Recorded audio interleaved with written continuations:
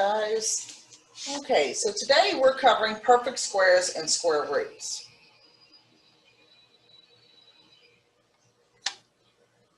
Make sure that the volume is working. Hopefully that now you can hear me for sure. So it's perfect squares and square roots. This is 1/8 that we're talking about. So here we go. So the square of an integer is called a perfect square. So for instance, we're going to generate the list. These you should have memorized. I'm going to actually kind of list a few more that are really good to know as well. Okay, 1 squared is 1 because 1 times 1. 2 squared is 4. 3 squared is 9. Hang on just a second. Okay, here we go. So we did 3 squared, which was 9. 4 squared, so again, remember this is 4 times 4, so that's going to be 16. 5 squared is 25. 6 squared is 36. 7 squared is 49. 8 squared is 64. 9 squared is 81. 10 squared is 100. 11 squared is 121. I'm going to move over here. 12 squared is 144. 13 squared is 169. 14 squared, hold on just a second, guys.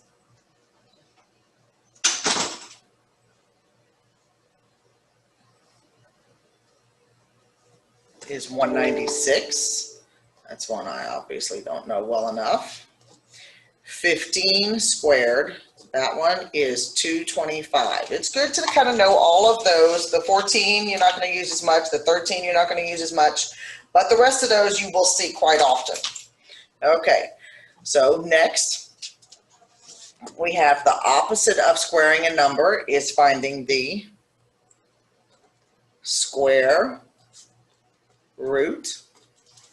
Positive numbers have 2 square roots. Why? What numbers can you square to get 16? Well, you can do 4, because I can do 4 times 4, or -4, because I can also do -4 times -4 and get a positive 16. Both scenarios give me a positive 16. Negative numbers have 0 square roots. So in other words, if I have the square root of -4, you cannot get an answer, okay? So that's a no-no.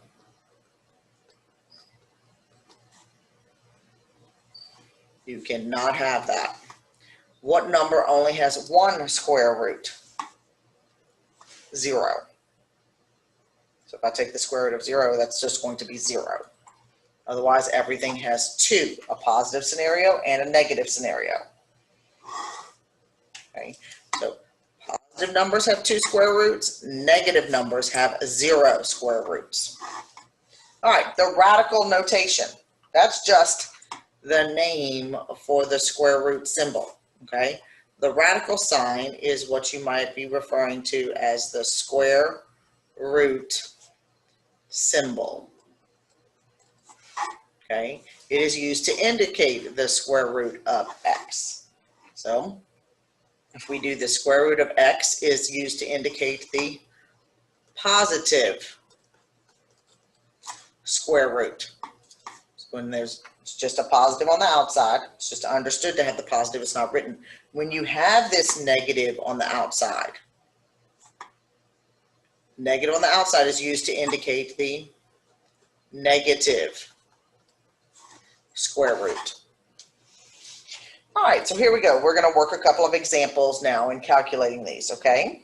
So if I look at number 3, it's got the negative on the outside, so therefore I know I'm going to have a negative square root. Now I think about what's the square root of 4. what two numbers can I multiply together? They're the same thing, that will equal 4. That is 2 times 2 equals 4. So therefore the square root of 4 is 2. I have a negative on the outside, so this is a negative 2. Another way that I could think about this is I could think, okay, this is understood to be negative 1 times the square root of 4. So I have negative 1 times 2, which gives me negative 2.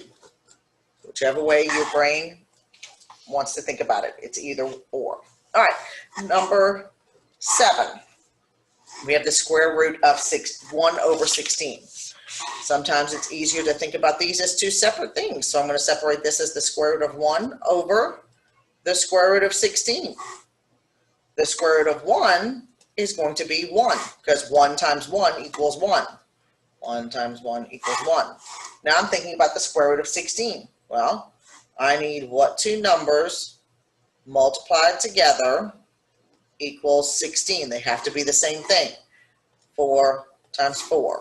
So therefore the square root of 16 is 4. So my final answer is 1/4. Okay. Now we're going to talk about the differences between perfect squares and non-perfect squares. So we're going to circle each value that is a perfect square. All right. Well, 9, I can do 3 times 3. So yes, it's a perfect square. If I'm thinking about 32, I'm trying to think about all the factors of that. That's going to be 2 and 16, 4 and 8. I think that's it, but none of them are the same number, so therefore this is not a perfect square. 50, well, I can do 2 and 25. I can do 5 and 10. I think that's it, but none of it is the same. So that one's out. 121, oh, if I look at my list up there, I know it's 11 times 11, so therefore this is a perfect square. 1 is a perfect square because I can do 1 times 1. 160, well, I know I can do 16 times 10. I might pull out a calculator. I can do 160 divided by 2. So that's going to be 2 times 80, which more than likely I can do 4 as well. 160 divided by 4. So that's going to give me 4 times 40, but still none of that is the same thing, so this one is not a perfect square. 64 is 8 times 8, which is a perfect square. You do the last two of these. Okay, next page. Here we go. So now we're going to talk about estimating perfect squares, non-perfect square roots, actually. So we're going to identify two consecutive integers. Consecutive means one right after the other. For instance, 4, 5. Those are consecutive numbers because it goes right after one another. Okay, so if I'm looking at 10. I'm going to think about what two perfect squares would it be between? Well, what are numbers that are close to it? 9. 9's a perfect square, so I know one of them is going to be 9. That's the lower end, okay? So I want one below and one above. So I've got below. Now I need above. So what's the next one after 9? Well, 9 is 3 times 3, so I'm going to have 4 times 4, which is 16. So therefore, my numbers are 9 and 16 because we did 3 times 3 and then 4 times 4. All right, so now we're going to look at 13. Clue here, or the key here to pay attention to, is we've got a negative right there. That means the two numbers I'm going to talk about are going to be negative. Okay, so I've got to think about the numbers close to 41. Well, 41 40s, I've got 49. That's bigger. That's 7 times 7. So I know I've got 7 times 7 equals 49, but I know I need a negative. So I'm going to have -7, and then I'm going to have one next to it, which is going to be 6 times 6, which is 36, but I want a negative, so it's going to be a -6. All right, so that's just estimating the two numbers around it. So that's just giving two consecutive integers, one smaller and one bigger. All right, last part here is we're going to approximate the square root to the nearest tenth. That means 1 decimal place. 1 decimal place. So 84. I've got the square root of 84. Well, what's the closest one to it? If I do the square root of 81, that gives me 9. So I know it's going to have to be 9 point something because 84 is bigger than 81. So it's a trial and error at this point. I'm doing the tenths. So at this point, I'm going to come over here and I'm okay, this is 16 and I'm doing 9.1 times 9.1. And I'm seeing what's going to get me closest to 84. All right, 1 times 1 is 1, 1 times is 9. I put my 0 from the, now I'm in the tens. 9 times 1 is 9. 9 times 9 is 81. 1, 18, carried my 1, 2, 8. 2 decimal places. So here we go. Okay, so now I'm close, but I got to try the next one to see if I go above or which one's going to be closer. So now I have 9.2 times 9.2. 2 times 2 is 4. 2 times 9 is 18. Put my 0. 9 times 2 is 18. Carried my 1. So it's 81, 82. And now I'm adding, and I should have put more space between these. So I have 4. 16, carried my 1. So that's 4. Ooh, I'm pretty close right here. Okay, 8. Put my decimal. All right, so I'm pretty close with this one. This one could work. Now I've got to try 9 times 3. Or, I'm sorry, not 9 times 3. 9.3. 9.3 times 9.3.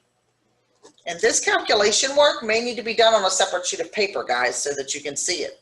So 3 times 3 is 9. 9 times 3 is 7. 2. Put my 0. 9 times 3 is 7. 2. 9 times 9. So that's going to be 83. Now I'm adding 9, 4, 1, 6. Oh, this is way off. This is 86. So therefore, this is my closest one. So therefore, my answer is about the squiggly lines, meaning the estimation. Okay, 9.2 is my answer. Your assignment, oh, before I forget, we're not doing cubes, so you can scratch that off, okay? So your assignment is going to be to finish unworked notes problems. Finish unworked notes problems. Have a great day, guys.